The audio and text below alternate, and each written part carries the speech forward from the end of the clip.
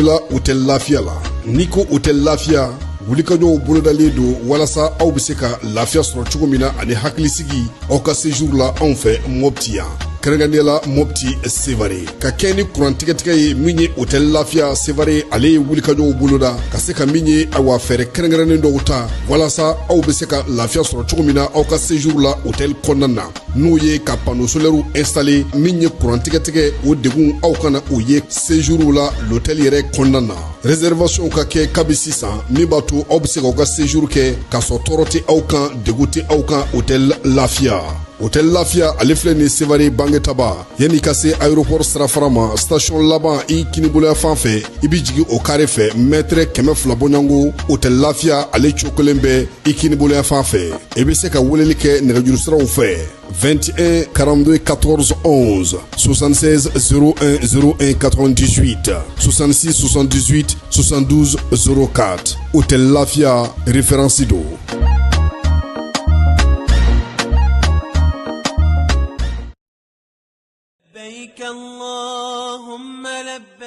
Agence Dunia Travel Service ako abi bonyamasegi foli kɛ ka ɲɛsin a ka sango hiji denw ma aw minnu ye danaya ta ka da kan aw ka hiji labɛn ni a kɛcogo ɲuman na n'an taara hɛrɛ la ka segi hɛrɛ la dumuniw ka ɲi bɛrɛbɛrɛli ka ɲi n'an mago bɛ diɲɛ fɛn fɛn na u b'a bɛɛ lajɛlen k'an ɲɛ donc an b'u fo k'u barikada directeur min tun b'a nɔfɛ n'o ye Amadu Mayiga ye a jɔra a jɔyɔrɔ la ɲɛmɔgɔya ko fɛn fɛn a jɔra a jɔyɔrɔ la ka nisɔndiya mɔgɔw la ka mɔgɔw bɛrɛbɛrɛ ka koto mɔgɔw t'a la mɔgɔw tɛ min dɔn k'a ɲɛ yira mɔgɔw la an y'o baara de sɔrɔ duniya la kumu kelen kɔnɔ a ko ka aw bɛɛ lajɛlen laduniya silamɛ minnu bɛ Mali kɔnɔ ani minnu sigiyɔrɔ bɛnnen don diɲɛ jamana wɛrɛw ma k'a fɔ san wɛrɛ o hiji ni o umura o baaraw labɛnw daminɛna ka ban o tumana aw minnu b'a fɛ ka hiji kɛ damu lakana ni basigi kɔnɔ Agence Dunia a kɛmɛ ko fɛɛrɛ bɛɛ lajɛlen tigɛ ka hiji kɛcogo ɲuman kalanw bɛɛ lajɛlen labɛn ka bila aw ɲɛ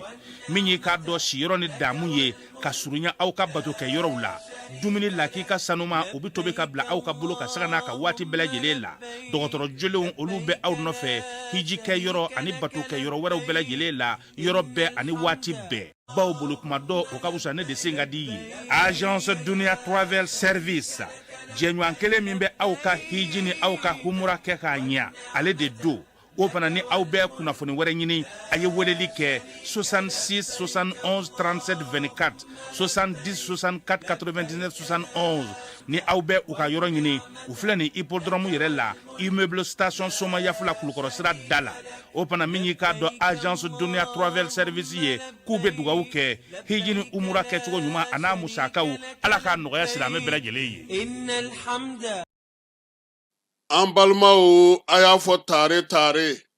Agri-Sup Bamako min ye sanayɛlɛ kalanso ye sɛnɛ baganmara ale ni jɛgɛmɔ ni vétérinaire k'an ka jamana kɔnɔ a siɲɛ fɔlɔ nin y'o dayɛlɛtɔ ye Bamakɔkaw fɛ yen École supérieure privée des sciences et techniques agricoles Sotiba Bamako yan min ye maa min b'a fɛ sa ka kalan kɛ sɛnɛko ta nasira fɛ baganmara jɛgɛmɔ vétérinaire ani sɛnɛ ta sira bɛɛ lajɛlen fɛ i wasa don Agri-Sup la u n'u ka système LMD ni maa min b'a fɛ ka DUT kɛ sa ka ɲɛsin reproduction animale incinération artificielle animale ma i bɛ se ka taa ye minnu fana b'a fɛ ka licence kɛ en médecine vétérinaire olu fana bɛ se ka taa ye min ye DUT reproduction animale ale ni incinération artificielle animale o bɛɛ lajɛlen kalan bɛ kɛ Agri-Sup la Bamako tɔgɔ sɛbɛnw olu bɛ daminɛ min ye novembre kalo tile 10 ye ka taa bila sa fo min ye kalanta olu waatiw la maa minnu mana yen sugandi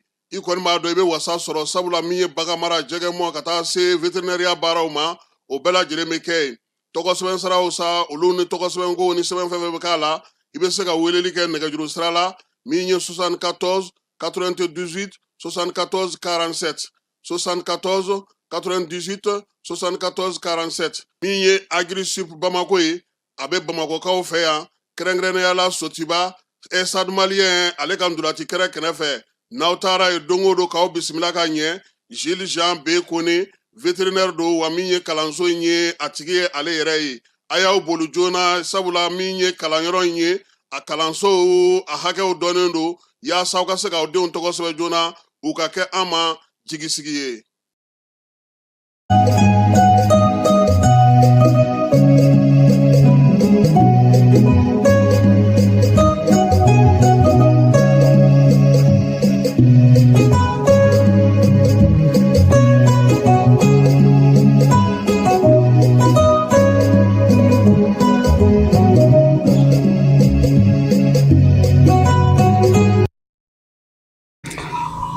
An filɛbaaw ni an lamɛnbaaw aw bɛɛ lajɛlen aw ni ɲankuma. Bi ye alamisa ye desanburu kalo ale tile 18 san 2025 kuma fɔlen kɔrɔ tɔ o ye dalama ye kabini a bɛ jati kalo ka jati tile f'an kana sigi a kɛnɛ kan bi biennale tumutukaw fɛ yen baaraw kan ka daminɛ bi tumutu labɛnna tumutu denmisɛnw ye wulikajɔ kɛ ka cɛsiri kɛ an'u ka marabolo tugu ka taa fara minisiri min bɛ seko ni dɔnko kunna n'o ye Mamu Dafe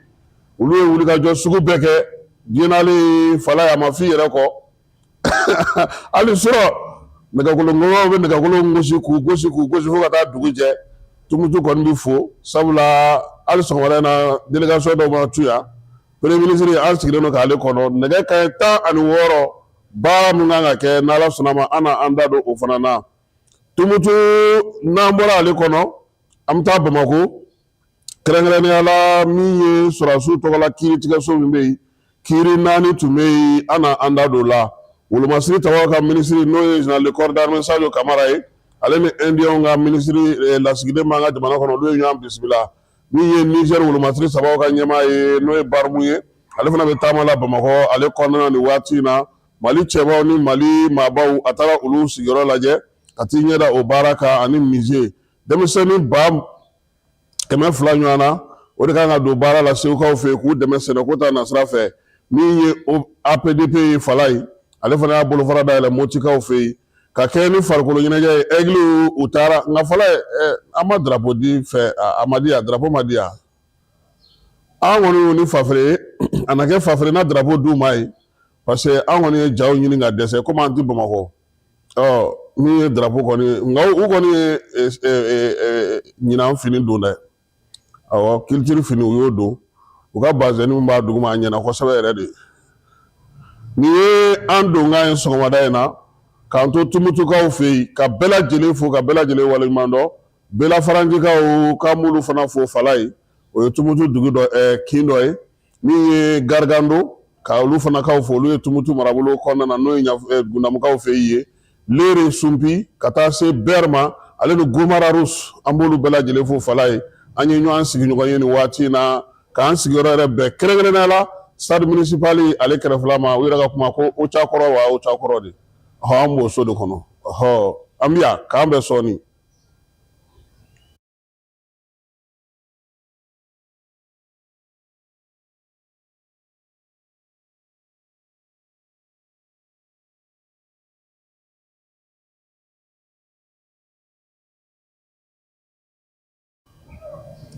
fala ye biennale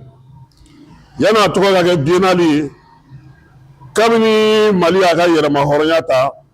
président Modibo n'a jɛɲɔgɔnw olu ye miiriya kɛ ka fɛɛrɛ sigi sen kan cogoya min na Mali seko ni a dɔnko a bɛɛ lajɛlen bɛ se ka don ɲɔgɔn na cogo min ale ni farikolo ɲɛnajɛ o la sa miiriyaw wolola mun na o ye semaine nationale de la jeunesse u y'o sigi sen kan o semaine nationale de la jeunesse ale kɔni tora senna sa k'a daminɛ san 1962 san fo kana se san 1968 ma o kɛra Modibo ka waati la n'o o ye première république kɔnɔna ye Modibo binnen min ye semaine nationale de la jeunesse ye ale nana jɔ Musa Tarawele n'a ka maaw olu kɔni tun b'a fɛ k'a to senna nka a ma se ka ɲɛ cogoya si la u y'a yɛlɛma k'a kɛ biennale ye biennale min ni seko ni dɔnko ni farikolo ɲɛnajɛ u y'a sigi o hukumu kɔnɔna na ale fana kɛra k'a kɛ siɲɛ 10 k'a daminɛ san 1900 kana se san 1970 san kana se san 1988 o de kɛra biennale édition laban ye fala ye o la sa o y'a sɔrɔ a la seko ni dɔnko tun b'a la cogo min fala ye basket volley boli athlétisme olu bɛɛ lajɛlen tun bɛ kɛ a la a tun bɛ kɛ Bamakɔ min ye Mali marabolo wɛrɛw fana ye ale biennale fana bisimila o la sa min ye fanga bin nalen kɛ Musa bɔlen fanga la biennale nana ɲɔngiri fala ye a ɲɔngirilen Alpha Umaru Konare ale nalen président la ale fana y'a lajɛ k'a tɛ se ka taa ten san 2001 san o y'a sɔrɔ Pascal Baba o y'ale ka ministre ye u ye fɛɛrɛ sigi Modibo ninnu tun ye hakilina min ta n'o ye semaine de la jeunesse ye u nana ni o ye nka fala ale ma se ka makamaba sɔrɔ mɔgɔw tun mago bɛ mun na a ma se ka kɛ o ye a ma kɛ jama sago ye o la min Amadu Tumani Ture nalen fanga la ka Cheikh Umar Sisoko to ministre ya la fala ye a y'a ɲini u fɛ sa u k'a lajɛ u ka biennale la n'a nacogo kɔrɔ la o la sa Cheikh Umar nana ni biennale ye san 2003 san o kɛra Bamako o bɔlen wo yen biennale taara a yɛrɛ sɔrɔ min ye Segukaw fɛ yen san 2005 o ta kun cɛlen ka ban san 2008 a taara Kayikaw fɛ yen san 2010 a taara min ye Sikasokaw fɛ yen fangandraki nalen kɛ yan'o kun cɛ Sikasokaw fɛ yen biennale bɛ kun cɛ don min fala ye drapeau taara ka di Moti gouverneur ma k'a k'a labɛn ko san 2012 u bɛ taa kɛ Moti o de nana kɛ san 2023 ye wala biennale tɛ coup d'état fɛ dɛ ni coup d'état kɛra dɔrɔn biennale ale bɛ jɔ donc furancɛla fanga maaw olu fana nana sa ko fɛn fɛn tun bɛ yen ko k'a caman to sen na min bɛ jamana nafa min bɛ jamana mago ɲɛ o la olu ye fɛɛrɛ tigɛ sen kan ka Moti ta yen k'o baaraw lawuli k'o jɔ kaki nka falen min nana ye baara la fala ye waati min na biennale bɛ jɔ o y'a sɔrɔ marabolo 8 ani Bamako de tun bɛ fara ɲɔgɔn kan k'a kɛ marabolo kuraw nana sigi yalama an n'olu ka taa wa an n'olu kana taa bɛɛ ko k'an n'u ka taa ɲɔgɔn fɛ Moti de ye marabolo 19 fara ɲɔgɔn kan ani Bamako k'a kɛ 20 ye o 21 olu de fana bɛ Tumutu yan bi bi na olu de fana kan ka na biennale kɛ tuguni n'o o ye Tumutu ta in ye Tumutu ta in fala ye labɛn kɛra nka gɛlɛya caman de yera labɛn na maa yɛrɛ bɛ se ka min fɔ Tumutu biennale kan ka ɲɛmaaw lasɔmi fɛn caman na fala ye a fɔlɔfɔlɔ ye mun ye o ye jamana ka se a yɛrɛ kɔrɔ a ka se a yɛrɛ kɔrɔ mun na ni pankuru b'i bolo nin biennale y'a jira k'a fɔ ko jamana mago bɛ pankuru na a kan ka pankuru ɲini a yɛrɛ ye sabula yɔli min dara nin ko in na deli minnu kɛra nin ko in na ani ka taa maaw ɲini cogoya sugu bɛɛ lajɛlen na ka pankurutigi dɔw deli cogo min n'i y'a ko ye halisa mɔgɔ dɔw ma se ka na fɔlɔ délégation dɔw ka mɔgɔ tɔ bɛ yen hali bi Bamako u ma se ka na donc biennale dun tɛ se ka kɛ ni bɛɛ lajɛlen ka mɔgɔ dafalen t'i bolo a ka gɛlɛn kuma tɛ groupe minnu bɛ jouer olu dɔw ka mɔgɔw kan ka na o de la sini yɛrɛ de sufɛ ɲɔgɔndan bɛna daminɛ parce que o b'a sɔrɔ bɛɛ nana biennale ye mun jira an na fana o y'a jira an na k'a fɔ ko min ye lakana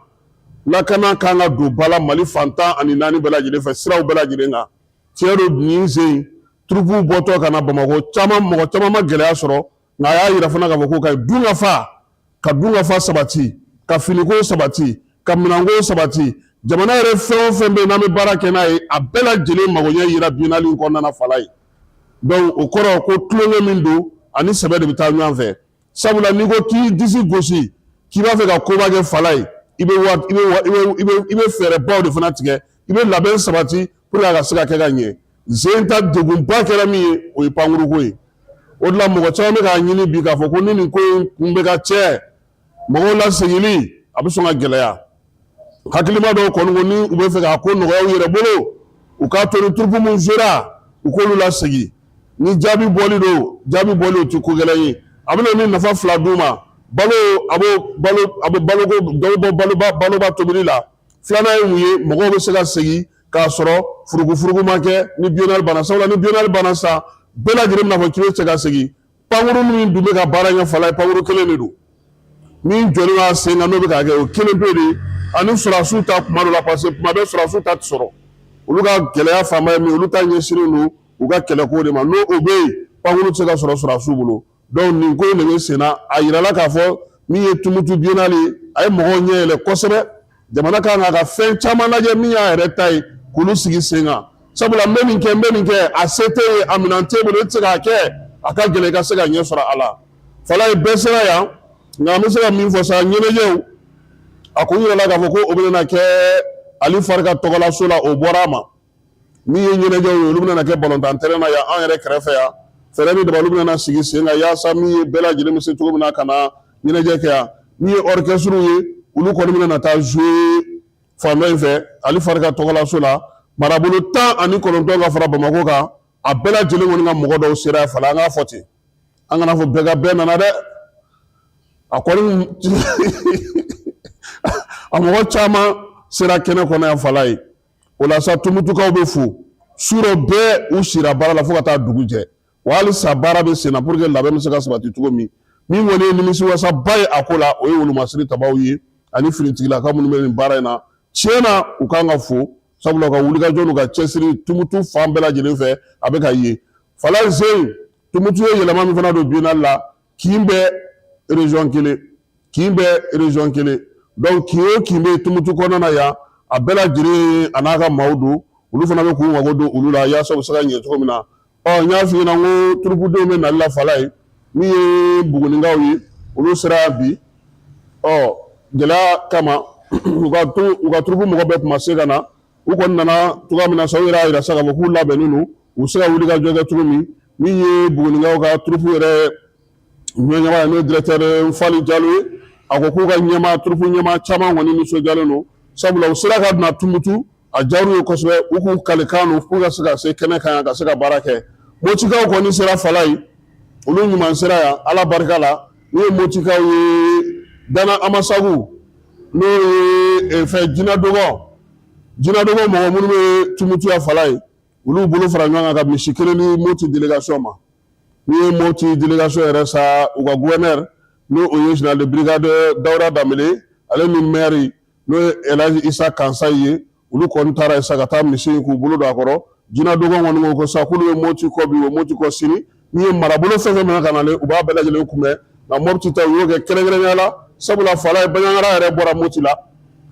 Baɲaŋara kɛra région ye nka n tɛ Baɲaŋara bɔra Moti la o de la sa Jinadɔgɔ mɔgɔw kɔni y'o bonya kɛ n tora kelen u y'o di Moptikaw ma k'u k'o kɛ ka u fara u ka bolomafaraw kan yaasa u bɛ se ka baara kɛ cogo min Fala ye min ye biennale ye taamasiyɛn min b'a la n'an b'a fɔ o ma ko kɔtɛ i ye fɛn ɲɛnamani min ye ta n'a jɔlen don k'a bolo kɔrɔ ta a tɔgɔ de ye kɔtɛ bamanankan na kɔtɛ in ale de taara ka kɛ biennale a mascotte ye a ladɔnna n'i ye kɔtɛ yɛrɛ jateminɛ a kɔrɔ bɛ bɛn kelenya cɛfɔ ni kanbɛ seko ni dɔnko catiri ani dɔn kɔtɛ a b'o yira yɛlɛma in nana biennale min kɛra Bamako san 2003 san min ye Saada Samake ni ale ni Samba Ɲare tun bɛ baara kɛ olu de ye kɔtɛ in yira maaw la yaasa k'a yira k'a fɔ ko ale ka kɛ biennale bugunatigɛ n'i y'a yɔrɔ de i k'a dɔn k'a fɔ ko biennale ale taara don Fala n'i ye kɔtɛ ta k'a lajɛ fɛn ɲɛnama don fɛn ɲɛnama min don u y'a masiri k'a wuli k'a jɔ k'a kɛ maanifin ye o la n'i y'a ka fugula lajɛ i b'a fɔ ko fila fugula don nka n'i y'a lajɛ fana i b'a fɔ ko burudamaw fana ka turuban b'a la wa olu ye fɛnw ye Mali maa bɛɛ lajɛlen bɛ fɛn minnu don o ye bɛn ni kelenya cɛfɔ ni kanbɛ a b'o kofɔ n'i ye Mali marabolo fɛn fɛn lajɛ wa n'i y'a ta k'a lajɛ fana bamananw fɛ yen Fala ye min ye kɔtɔ ye a lamininen don cogo min o bɛ maanifinya sigi cogo de kofɔ maanifinya adamadenya don dɔ ka nɔgɔ i ma don dɔ ka gɛlɛn i ma waati dɔ la i bɛ don dugu kɔnɔ waati dɔ la i bɛ na donc kɔtɛ yɛlɛma in a bɛ o de kofɔ maa minnu ye nin sugandi u y'a yira fana k'a fɔ ko a kan ka kɛ bɛn kelenya cɛfɔ ni kanbɛ maliden bɛɛ lajɛlen ni ɲɔgɔn cɛ wa n'i ye kɔtɛ yɛrɛ ta fana bamananw fɛ yen nafa min b'a la kosɛbɛ Fala o ye ɲɔgɔlɔn ye ɲɔgɔlɔn min n'a kɛnɛ sigira faama sigilen i bɛ se k'a fɛla fɔ a ye fantan sigilen i bɛ se k'a fɛla fɔ a ye denmisɛnw bɛ se ka bilasira maakɔrɔ bɛ se ka bilasira wa n'i ye kɔtɛ kɔrɔ fana lajɛ bamananw fɛ yen Fala ye i bɛ den y'a la i bɛ fa y'a la i bɛ ba ye a la i bɛ sigida y'a la i bɛ maanifin bɛɛ lajɛlen ye a la o de la ale taara k'a kɛ bɛn ni kelenya o taamasiyɛn wa n'i ye kɔtɛ ye Fala ye e de la k'a fɔ ko kɔtɛ ye maaki fɛn ɲɛnɛman tɛ donc o kɔrɔ ani bɛɛ bɛ ɲɛ sigi la a ka degun tɛ se maa ma fo ni e ta sera a ma donc o de la u y'a sugandi a bɛ bɛn ni kelenya o de ko fɔ ale de ye biennale a taamasere ye Fala ye halisa biennale ko ta na sira fɛ sa an b'a yira k'a fɔ n'o y'a sɔrɔ Motikaw fɛ yen ɲɔgɔndan kun bɛ kɛ fɛn 7 la yan tumutu u ye 2 bɔ a la Fala ye discipline minnu taara sa o ye catiri ye o kɔfɛ orchestre u y'ale ta orchestre kɔfɛ ensemble instrumental national u y'o ta ka danse traditionnelle ta ale ni solo de chant fɛn minnu bɔra la o ye chœur ani ballet n'o tɛ ɲandan kun bɛ kɛ fɛn 7 de kan bon nafa min na k'a la a bɛ dɔ bɔ su janya la et puis maa minnu kun kan ka na fana a bɛ dɔ bɔ olu hakɛ maa nata hakɛ fana na n tɛ san tɔw la a kun bɛ kɛ cogo min na o tun ye nin discipline 7 de nka ɲinan tumutu a ka kɛ ni waati n'a cogo ye u kɔni y'a décider sa k'a fɔ ko min ye catiri ye orchestre minɛnw ka taa se an ka laadala fɔli minɛnw ma an ka laadala dɔnw ani ka dɔnkili da i kelen i jɔlen ko olu u y'olu de ta min ye chœur ye ale ni ballet o bɔra la bon n'i y'a jateminɛ fana yan tumutu fɛn bɛ yen minnu sen tɛ ɲɔgɔn dan na i n'a fɔ slam sinima bɔ bɛ o la ka taa yɔrɔw lajɛ ziiri ni manaw min ye yɔrɔ minnu bɛ yen n'o ye foirew ye maakɔrɔw ka yɔrɔ minnu bɛ tumutuya ka t'i ɲɛda olu bɛɛ lajɛlen kan olu bɛɛ lajɛlen sigilen don sen kan yaasa cogoya min na mɔgɔ bɛ se cogo min biennale ka kungo n'a ɲɛɲɛ bɛɛ lajɛlen dɔn k'a ban pewu ka se ka taa yɔrɔ la fana yɔrɔba minnu bɛ tumutu yɛrɛ dugu kɔnɔna na yan ka t'i ɲɛda olu kan fala ye bi wulada in na na ala sɔnna a ma min ye premier ministre n'ale donna yan baaraw kan ka kɛ cogo min na o de filɛ nin ye an bɛ se k'a fɔ mɔgɔw ɲɛna sa stade municipal ale kan ka dayɛlɛ nɛgɛ kanɲɛ 12 waati k'a daminɛ nɛgɛ kanɲɛ 12 ka taa se 14 ma o bɛ kɛ fɔli ye n'o bɔra yen sa faamaw donni bɛ daminɛ dɔɔni dɔɔni min ye premier ministre ye ale kan ka se kɛnɛ kɔnɔna na nɛgɛ kanɲɛ 15 waati o mana tɛmɛ ka bɔ yen sa hymne national bɛ da ni hymne national bɔra yen sa dɔn ni dɔnkili bɛ daminɛ min ye biennale foliw ye alimamu ka kumakan olu bɛ o lase nin ye maître de cérémonie ye ale fana bɛ kuma ta o kɔfɛ sa maa min bɛ yen n'o ye délégation spéciale de Tombouctou conseil régional ye ale bɛ kuma ta min ye o kɔfɛ ensemble instrumental ale bɛ bila fila ni dɛbɛ la ministre ale b'a ka laseli kɛ ni ministre ka laseli banna denmisɛnnin minnu bɛ yen n'olu ye fɔli ni dɔn dɔ labɛn n'an b'a fɔ o ma ko chorégraphie olu bɛ yira mɔgɔw la premier ministre ale bɛ sɔrɔ sa ka kuma datigɛ défilé o bɛ kɛ bi ta bannen ni ala sɔnna a ma sini programme fana an na o da maaw tulo kan an bɛ t'e fan fɛ n'u ye biennale kibaruyaw ye.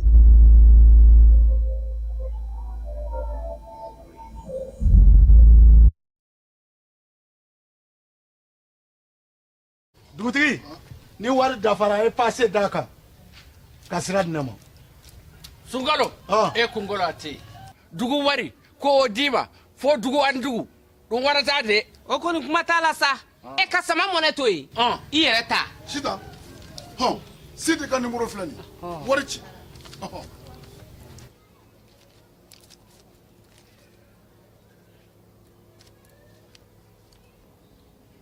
wari sera.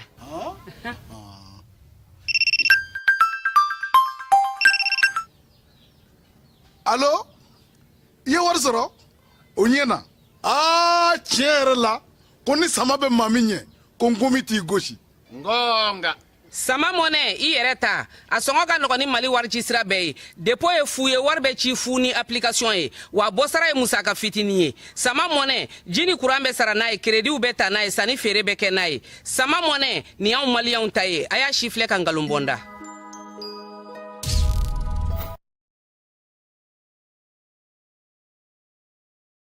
fala y'a fi ɲɛna cogo min biennale a bɛna sigi dakun min kan o ye seko ni dɔnko ani ka hakililatigɛ di maaw ma adamadenya ale kɛcogo la mali fan 14 bɛɛ lajɛlen fɛ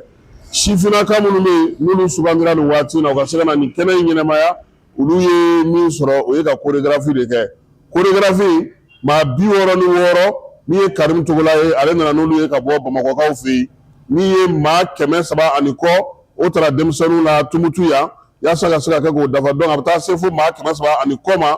maa 360 ni kɔ ma olu de bɛna dɔn tɛgɛrɛ k'a daminɛ kanku musaka tariku la ka na se fo mali kɛlen k'a ka yɛrɛma hɔrɔnya ta min ye kɛlɛ minnu b'an fɛ yan degun b'an kan ani ka tila ka fɛɛrɛw sigi sen kan baaraw bɛna kɛ cogo min na o baaraw de jaw filɛ nin ye tan denmisɛnninw ye répétition kɛ kabini u nana ka bɔ Bamako nin ye a tile 7 ye u bɛ yan u bɛ ka nin baara in kɛ ɲɔgɔn fɛ u ni tumutu denmisɛnw ni ala sɔnna a ma bi cérémonie d'ouverture la ale de bɛna kɛ fɛn ba ye fɛn min bɛna yira maaw la mali yɛrɛ sera ka min dilan ni Karim Togola ale ka yamaruya kɔnɔna na o la sa min ye denmisɛnninw kɔni ye kabini kunna sini ni kunu hali surɔ fitirimajɛ waati ministre ani gouverneur nana lajɛ u ka baara laban tɔw ka se ka segin a kan tuguni u seginna ka segin a kan su ani tile min ye tumutukaw fɛ yen denmisɛnnin minnu b'a la fala an b'u fo sabula minnu nana ka bɔ Bamakɔ u nana nsanin kelen na han avion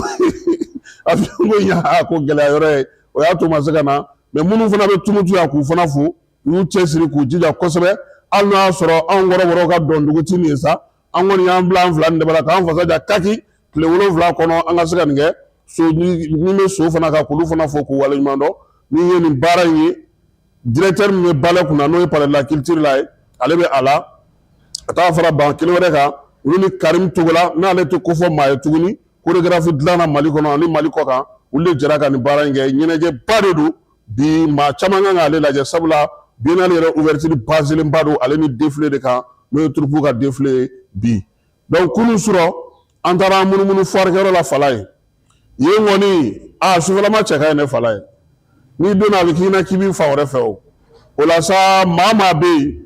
ko nana sanni feere hukumu kɔnɔna na n'u nana n'u bololaminɛw ye cakɛda jɛkulu minnu fana bɛ tumutu kɔnɔna na yan INPS BDM AMP FAFPAW ka taa se jɛkulu wɛrɛw ma ale ni baɲumankɛtɔnw n'i ye tumutu yɛrɛ marabolo 13 maaw ye n'o ye cercle ye olu bɛɛ lajɛlen nana n'u ka minɛnw ye ka n'a bila sugufiyɛ in kɔnɔna na fala ye n'i donna sufɛ kɔni a tɛ fɛ ka bɔ dɛ sabula a yɔrɔ ɲɛnajɛ bɛ yen dɔn bɛ yen tɛgɛrɛ bɛ yen wa min y'a tɔ bɛɛ lajɛlen diya kosɛbɛ fala ye u ma don sara k'a la saratu maaw bɛ se ka don ka se ka taa lajɛ a bɛ place monument de l'indépendance monument de la flamme de la paix a b'o fanfɛla la donc su o su don fo ka taa biennale ban maaw bɛ se ka t'u sen lajɛ yen fana yen yɔrɔ fana ka ɲi biennale ko hukumu kɔnɔ hali bi fala ye conseil régional délégation spéciale min bɛ yen a ko k'a tɛ se ka t'u kɔ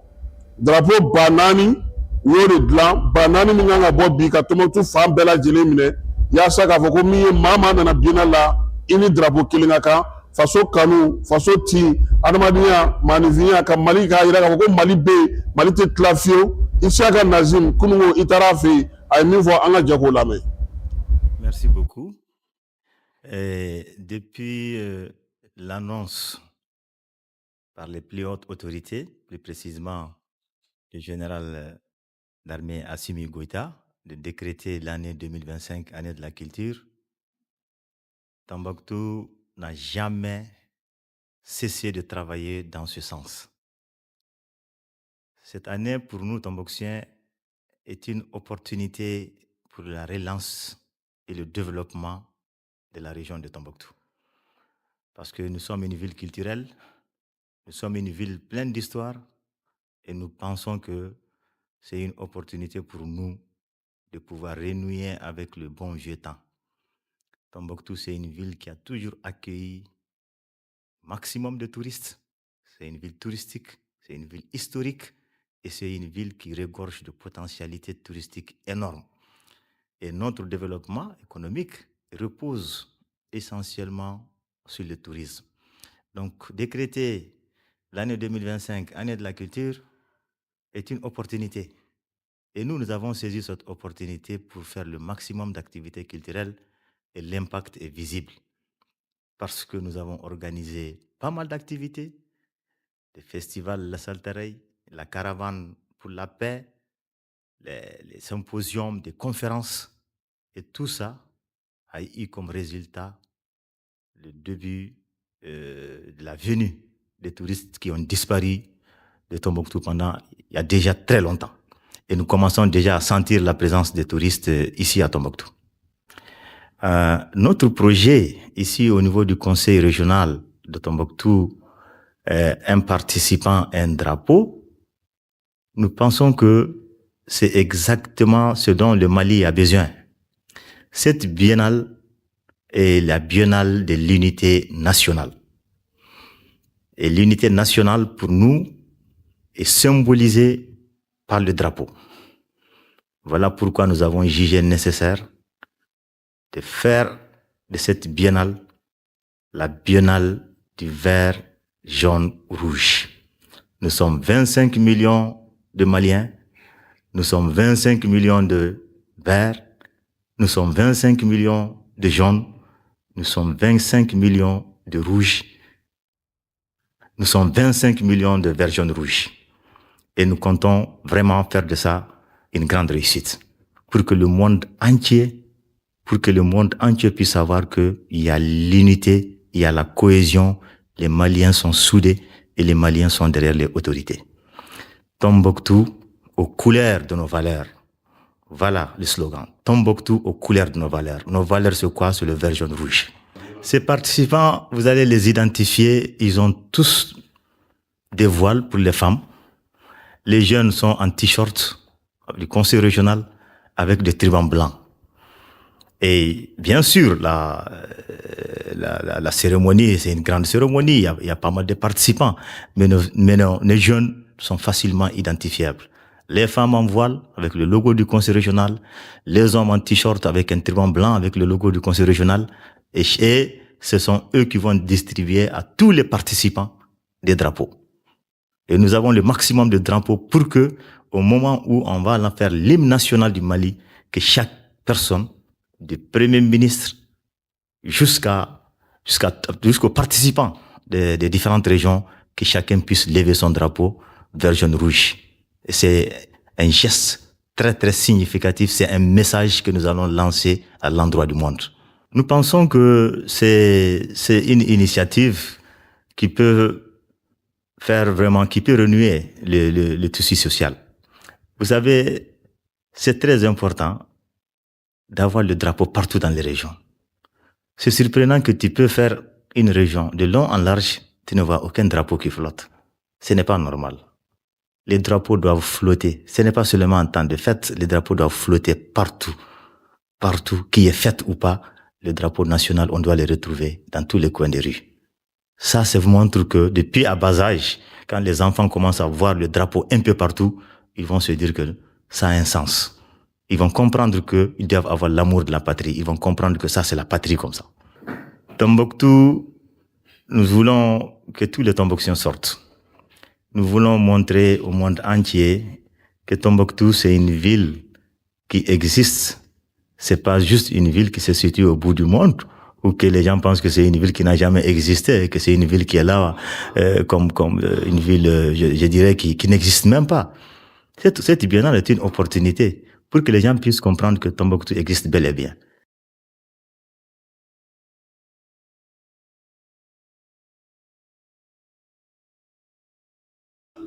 Awa fala an bɛ segin ka taa Bamakɔ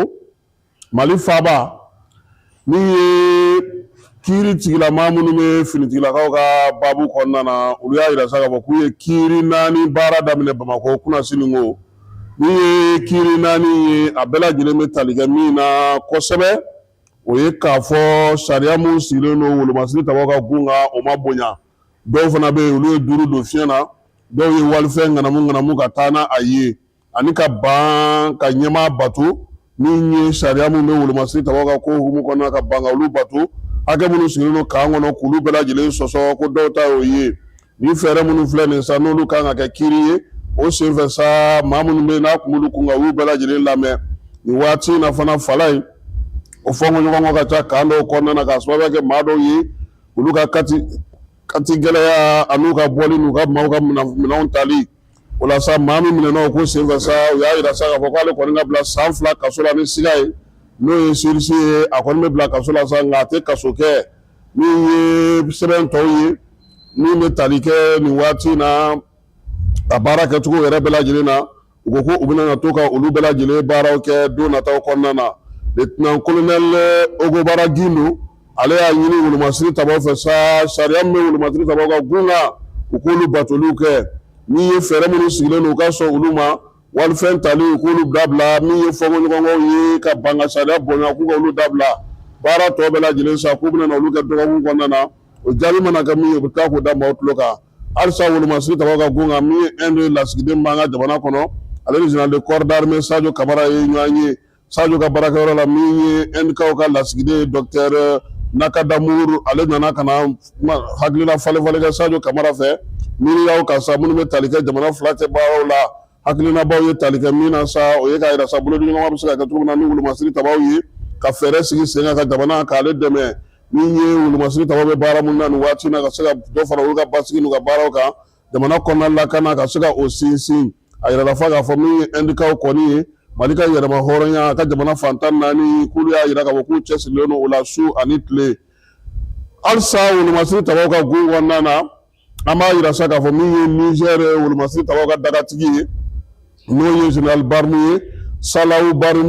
Musa Salawu Barmu général de division don ale bɛ taama la Bamakɔ nin waati in na kabini nin kalo in tile 17 nana a jɛɲɔgɔn b'an fɛ yan n'o ye baro kɛlɛtigi ye a n'o ye munumunu salow kɛ Mali cɛbaw ale ni Mali kɛlɛmasaw olu sigiyɔrɔ min bɛ Bamakɔ bi n'u o sigilen don kɛrɛnkɛrɛnnen sen kan ka taa fara Sɔrasiw yɛrɛ ka fɛnkɔrɔ mara yɔrɔ kan a taara nin yɔrɔ fila in na ka taa tasibila kɛ bɛɛ lajɛlen b'a dɔn k'a fɔ dɔgɔkun tɛmɛnen min ye Mali cɛbaw ye ale ni Mali kɛlɛmasaw o yɔrɔ kurumo karila jamanakuntigi yɛrɛ fɛ ɲinan sa n'o ye Segu ni Dɔnko sa hukumu kɔnɔna na ye Bamakɔ ale kɔnɔna na yɔrɔ min ye explorateurs ni gouverneurs ye olu tun jɔlen don yɔrɔ min na o de karila ka kɛ nin waati na nin sigiyɔrɔ in ye général Barmu a ye foli tanu kɛ ka tasibila kɛ k'a yira sa k'a fɔ ko nin kɔni nafa ka bon kosɛbɛ a b'a to faso kanu ni faso timi don jamanadenw na a y'i sinsin min kan o ye k'a fɔ maa minnu bɛ yen sa n'olu kɔni kan ka na san nataw la u n'a dɔn k'a fɔ k'u bɛnbaw ye min kɛ ka ɲɛsin nanzaralakaw ma ja ninnu k'a bɛ kuma maa fɛ kosɛbɛ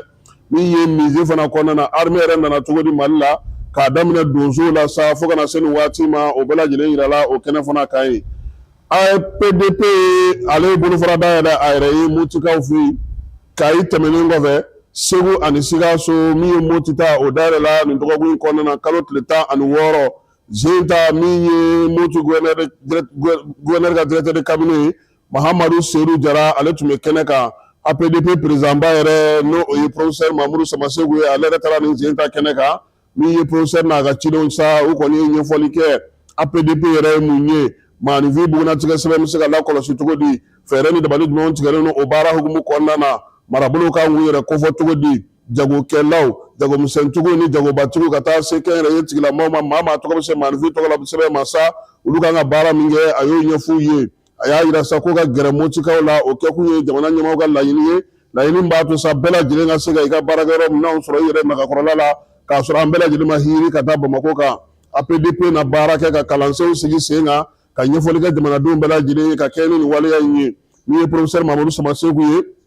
a n'a ka maa min fana tun bɛ ɲɔgɔn fɛ o ye docteur Ali Aidara Mahamadou Ali Aidara ye ale fana ye kalansen kɛ kalansen min bɛ tali kɛ yɛrɛ kɛrɛnkɛrɛnnenya la APDP yɛrɛ a nacogo a taacogo i n'a bɛ jɛ ka baara kɛ cogo di u ka sɔrɔ ka sa bandiri tigɛ ka bɔ yen min ye ka dayɛlɛ soba in ka don a kɔnɔna na Motikaw olu bɛ se cogo min na ka t'u ka baaraw kɛ kɛrɛnkɛrɛnnenya la baara in ale kɔni ɲɛna kosɛbɛ sabula a bɛna n'a to APDP a bɛ surunya Motikaw la wulikajɔ ni cɛsiri ni magɛn minnu bɛ yen sa u bɛ se k'olu bɛɛ lajɛlen kɛ min ye sariyako ta nasira fɛ docteur Mahamadou Ali Aidara ale ye ɲɛfɔli kɛ Motikaw ye a wo misɛn n'a wo kumaw k'u bɛɛ lajɛlen ɲɛf'u ye u ka laɲini ye mun ye ani ka degun ye mun ye k'olu ɲɛf'u ye APDP a b'u ta yɔrɔ bɔ fala ye sabula n'i kan ka video conférence video sigi i ka yɔrɔ la ka maaw lakɔlɔsi i kan ka maaw ta baara la i kan ka fɛn fɛn kɛ ni maanifin bugunatigɛ sɛbɛn maaw ka donni ka bɔ la i bɛ t'i kalifa APDP la musaka bɛ bɔ dɔw la musaka tɛ bɔ dɔw la a bɛɛ lajɛlen min ye docteur ye ale ye ɲɛfɔli kɛ o la APDP maaw yɛrɛ y'a yira sa k'a fɔ k'u bɛna fɛɛrɛ sigi sen kan dugudenw bɛ se ka lafaamuya cogo di Mopti n'a Tɛnkudugu n'a Bolomada dugu la professeur Mamadou Samasegu a y'o layidu ta u ye ko o bɛna kɛ kɛrɛnkɛrɛnnenya la ka se k'a to u ka bolofara a ka se ka lakodɔn cogo min fala ye Bamakɔkaw bɛ tajugu gɛlɛya la anw t'o dɔn yan dɛ e aranjɛ le station na yan aran tɛ station na yan dɛ ko ka kɛ ni tajugu gɛlɛya ye Segu chef ale ka communiqué 7 ye min ye ko k'a da bɛɛ lajɛlen tulo kan ko nin waati laban in na an ka taji tali fɛɛrɛ kɛrɛnkɛrɛnnen min sigilen don sen kan ka bɔ jamana kɔkan ka na ko gɛlɛya k'u yira a la k'a daminɛ décembre kalo tile 8 ka taa bila tile 14 na ko nka ko bi ko Ala ni wolomasiri tabaw ka wulikajɔ n'u ka cɛsiri min ye fan caman fɛ ni tajugu gɛlɛya tun bɛ yen ko fura sɔrɔla a la baara ale daminɛna dɔgɔkun in kɔnɔna na ni cɛsiri ni timinandiya ye citerne 350 k'olu sera ka don douane cour kɔnɔna na nin waati in na baara kɔni bɛ ka to sen na fɛɛrɛ kɛrɛnkɛrɛnnenw k'olu fana sigilen don sen kan sa yaasa tajiko dugudenw bɛ se ka sɔrɔ tuguni basigi ni lafiya kɔnɔna na min ye wolomasiri tabaw ye ko k'u fo nin yɔrɔ in na ka wulikajɔ n'u ka cɛsiri min ye taji nacogo ɲuman min ye taji feerelaw yɛrɛ k'olu yɛrɛ fana fo u ka fasoden ɲumanya waleyaw olu la Segu directeur ale de ye sɛbɛn in fasiri n'o ye Isa Paul ale de ye sɛbɛn in fasiri k'a ci an ma fala ye n'an bɔra yen marabolo kɔnɔna kibaruyaw la sa Segukaw fɛ yen maa 20 olu de bɛna ta sifinnakaw la ka baara sigi olu bɛ se ka baara kɛ u yɛrɛ cogo min nakɔko ta nasira fɛ min ye baloko ta nasira fɛ kaba ale ni malo o sɛnɛcogo ɲuman ka denmisɛnninlakaw k'olu kalan o la baara in kuruko karili kɛra Segukaw fɛ nin kalo tile 16 maa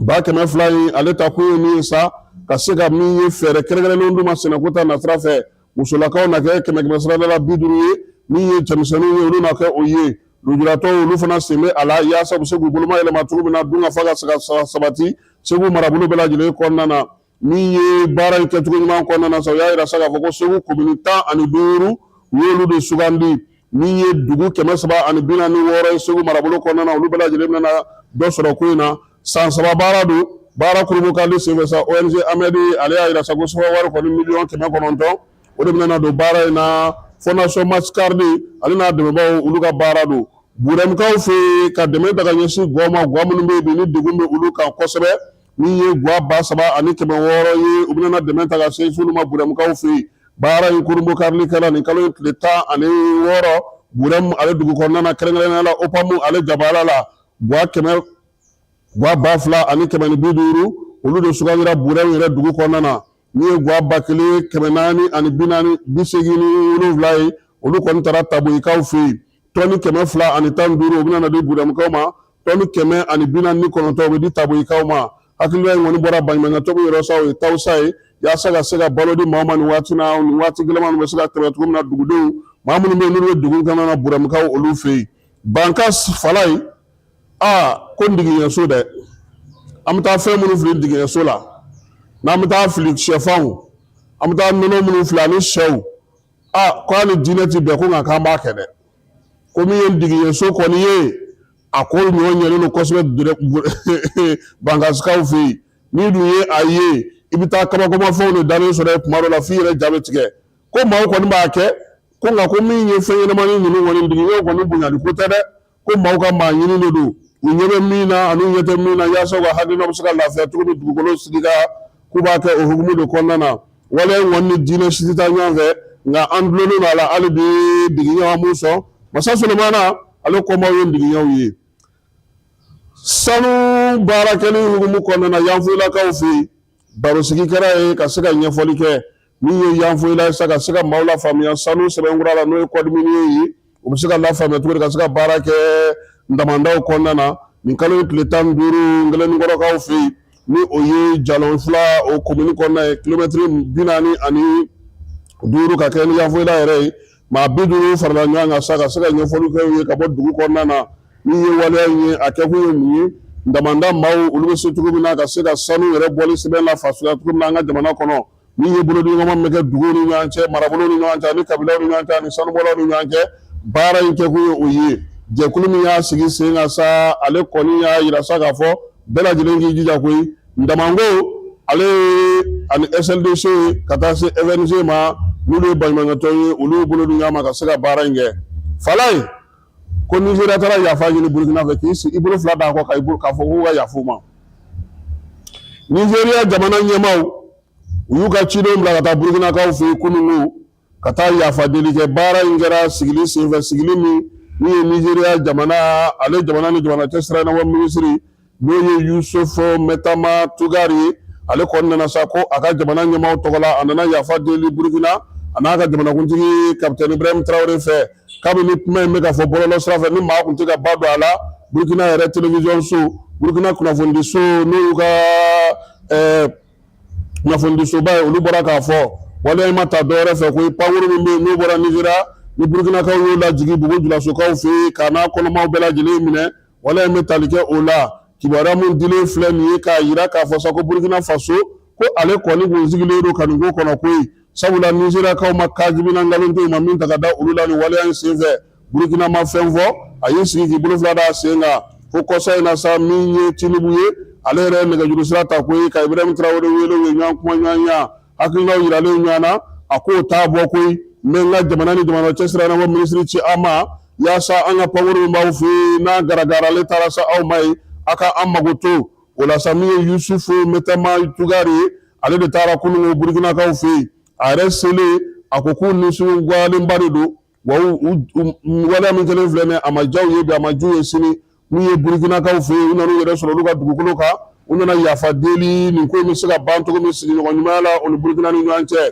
Nizeriya y'a yira fana k'a fɔ a ka cidenw fɛ ko maa bɛ yen n'o bɔra ka kuma fɔ ka ɲɛsin Burukina Faso ma bi olu sen t'o la u sen t'o la sini u ka politiki maa dɔ fana bɛ yen o bɔra ka Burukinakaw nɛni ko sɔrɔdasi minnu bɛ yen n'o ye Nizeriya sɔrɔdasiw ye k'olu minɛcogo ɲɛlen tɛ Burukina fɛ Burukinakaw min ye Nizeriyakaw ka ciden ye a ko k'ale t'a yɛrɛ ye o kuma kɔnɔ olu ka jamana t'u yɛrɛ ye o kuma kɔnɔ sabula min bɛ ka kɛ bi olu de b'a kalama a y'a yira sa k'a fɔ ko min ye nin baara in ye jamanakuntigi ye ale ci a kana ka na ni yafa deli in kɛ balimaya ni sinjiya kɔnɔna na min ye Burukina jamanakuntigi ye a kɔni y'o sa k'a y'u ka kuma mɛn ni Ala sɔnna a ma u na fɛɛrɛ sɔrɔ Burukina bɛkaw u yɛrɛ ka se ka hakilina sɔrɔ cogo min na ka se ka ninnu jaabi joona u sigilen don k'o de kɔnɔ ko in bɛɛ lajɛlen kɛra kunungo Burukina Fasokaw olu fɛ yen Ala ka jisuma k'a fura ye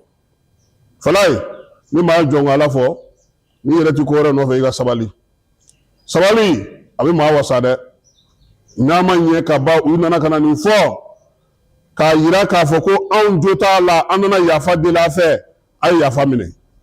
ko wɛrɛ mana bɔ a kɔfɛ a bɛ wasa o de la ka tɛmɛ a samalen kan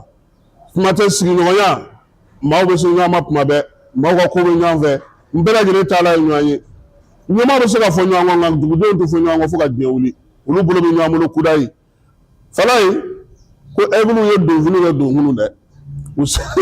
u taara Marɔku kunu Seko ni Dɔnko ale san kɔnɔna fini min bɔra u y'o kɛ ka aigle pari yaasa u ka se ka taa min ye nin waati na Marɔkukaw fɛ yen Coupe d'Afrique ale kɛnɛ kan min y'an ka Samata Sɛgɛw ye k'u sigiyɔrɔ bɛnnen don Casablanca ma ko miirinaw ka ɲi kosɛbɛ denmisɛnninw kɛlen don ka bila hakilina min ɲuman kɔnɔ min ye u k'u ka degekaramɔgɔw n'u ka maaw bɛɛ lajɛlen ye k'u sera Marɔkukaw fɛ yen Casablanca min ye degekaramɔgɔ ye sa a ko kabini karidon kɔni maa kun fɔlɔw n'o ye joueur 8 ye olu sera ale ma ye Djigui Diarra b'o la Ismaël Diawara b'o la min ye Mamadou Samasaw fana b'o la défenseur Wɔyɔ Kulubali b'o la min ye Mamadou Fofana ale b'o la ka taa se Ousmane Kamara ma ale ni min ye Siku Ɲagate Amadou Dante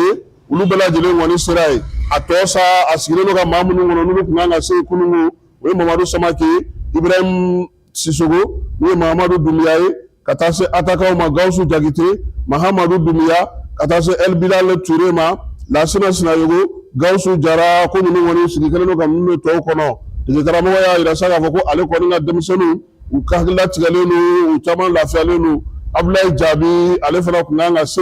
ale fana kɔnɔnen don hali bi Amari n'o ye Amari Traoré ka taa se Nathan Gassama ma ale ni camancɛ mɔgɔ minnu bɛ yen sa n'o o ye Amadou Aïdara Dodo ye Lassana Kulubali ale ni Mohamed Kamara n'an b'a fɔ ma camancɛ ni Aliou Dieng Yves Bissouma ka bɔ Tottenham na n'olu ye ɲɛfɛmaw ye ani Nene Donjeles ni Mahamadou Kamara Laval Kamori Doumbia n'o bɛ bɔ Brestkaw fɛ yen ninnu bɛɛ lajɛlen y'a yira sa ko hakilina ɲuman bɛ bi u labɛnnen don hakilila tigɛlen don denmisɛnnintigiw yɛrɛ ko sa ko denmisɛnninw nalen ni sisan cɛ ko baara kɔni ɲɛna ko nka min nisɔngoya bɛ ale la bi u tun kan ka ɲɛbila balontan minnu kɛ n'o o ye k'a ka denmisɛnninw senfilɛ ko FIFA ale ye kangarago ko ndolatila ninnu tɛ se ka labila fo min ye décembre kalo tile 15 ye ko de y'ale ka sariya ye o la Mali tun kan ka bari ndolati minnu kɛ degekaramɔgɔw k'a ma se ka olu sɔrɔ ka kɛ Gawusu Jakite ni ale yɛrɛ an ka ndolatilakɔrɔ Sunkalo Jakite denkɛ ye ale bɛ jɛkulu in kɔnɔna na a ko ale labɛnnen don wa pereselen don min ye balontan in ka daminɛ koyi sabula ale b'a dɔn k'a fɔ baara min bɛ yen maaw sigilen don k'u kɔnɔ diɲɛ fan 14 Djigui Jakite o fana y'a yira sa k'a fɔ ko nin kɔni sen na miiriya ɲuman b'u la kosɛbɛ Yves Bissouma a n'a tɔw k'u bɛɛ lajɛlen labɛnnen don sa ka ntɛnɛndon kɔnɔ ntɛnɛn nata n'o o ye nin kalo tile 22 ye Mali ale bɛna n'a ka bɔko fɔlɔ kɛ nɛgɛ kanɲɛ 15 waati ani Zambi a bɛ kɛ ndolantan tere min na sa o ye Mohamed 5 kɔnɔna ye Casablancakaw olu fɛ yen yanni ani Maroc ka ɲɔgɔn sɔrɔ juma nata n'o o ye nin kalo tile 20 ani a Falaye o balontan ka di dɛ Prince Moulay Abdallah kɔnɔna na o bɛ kɛ Mali ka bɔko 2nan ye yanni an k'an ka bɔko 3nan kɛ kalo tile 29 halisa Casablancakaw olu fɛ yen nin na sa maa 2 min kɔni mana jɔyɔrɔ sɔrɔ olu kɔni bɛ taa sa min ye quart de finale la meilleur 4e naani 3e naani olu bɛ qualifier ka fara olu kan yaasa ka se ka nin baara in kɛ minnu ye an ka bi kibaruyaw ye k'an to Tumutukaw fɛ yen Falaye Keita ani ne yɛrɛ ka Tumutu cɛ n'a muso denmisɛnnin maabakɔrɔ k'a bɛɛ lajɛlen fo Falaye Tumutu biennale a bɛ da n dalen na Tumutu biennale a kan ka ɲɛmaw lasɔmi ko caman na koba minnu bɛ yen ni jamana bɛna n'a kɛ nka Tumutu biennale a bɛnna ni koba wɛrɛ ye o ye AES sommet ye labɛn 2 koba 2 jamana kelen f'i ka kɔgɔ i ka bɛn i ka se ka a ko bɛɛ lajɛlen sigi sen kan nka yan hakilisigiba min bɛ yen n'o ye tare ye o ye sɔrasiw ye o ye wolomasiri tabaw ye o ye gardiw ye o ye polisiw ye o ye sapeur pompiers ye o y'an ka sɔrasikulu bɛɛ lajɛlen faralen ɲɔgɔn kan olu bɛ ka baara min kɛ bi o bɛ maa hakili sigi hali n'a y'i diya Tumutu dugu kɔnɔ dɛbɛn da i k'i fɛn fo n'a sɔrɔ nɛnɛ y'i tɔɔrɔ dɛ